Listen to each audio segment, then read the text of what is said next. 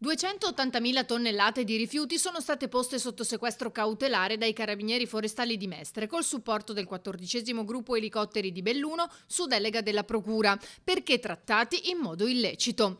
2 aree dell'azienda Cosmo Ambiente coinvolte, Paese nel Trevigiano e Noale. Il materiale conferito da più località del Veneto e di altre regioni, pari a 10.000 trasporti effettuati con auto articolati, pur essendo inquinato e inquinante, non veniva reso inerte ma trattato come normale. Cauta il sindaco della città dei Tempesta, che però si è già attivata. Premetto anche che proprio anche per la mia formazione personale attendo sempre le indagini ufficiali e gli esiti naturalmente di queste indagini. Quello che noi possiamo dire è che abbiamo già fatto richiesta all'ARPAV per avere dei dati aggiornati rispetto a quelli in nostro possesso.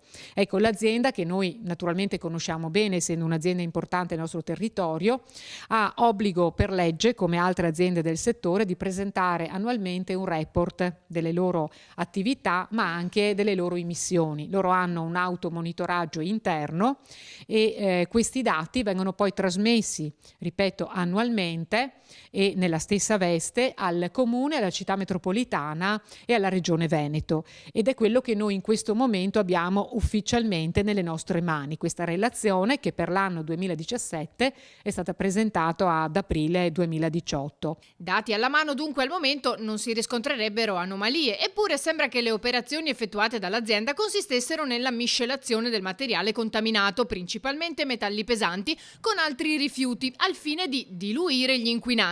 Sul dato del 2018, se fosse vero che c'è stata qualche attività nel corso del 2018 e non abbiamo ancora il report, rimane il fatto che l'ARPAV comunque fa i suoi controlli, le sue campionature, e quindi vuol dire che insomma è successo qualcosa nelle maglie di tutto ciò. Ripeto, io mi sento molto cauta, ecco, nel fare questo tipo di dichiarazioni. Mi attendo davvero di avere chiarimenti da parte, ecco, di chi sta effettuando le indagini.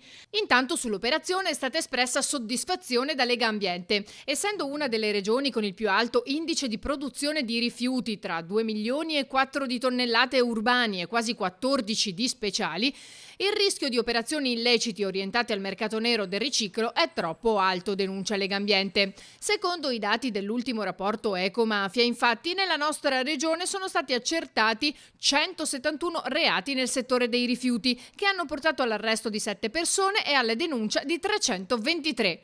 Treviso, la provincia più colpita, seguita da Venezia e Verona.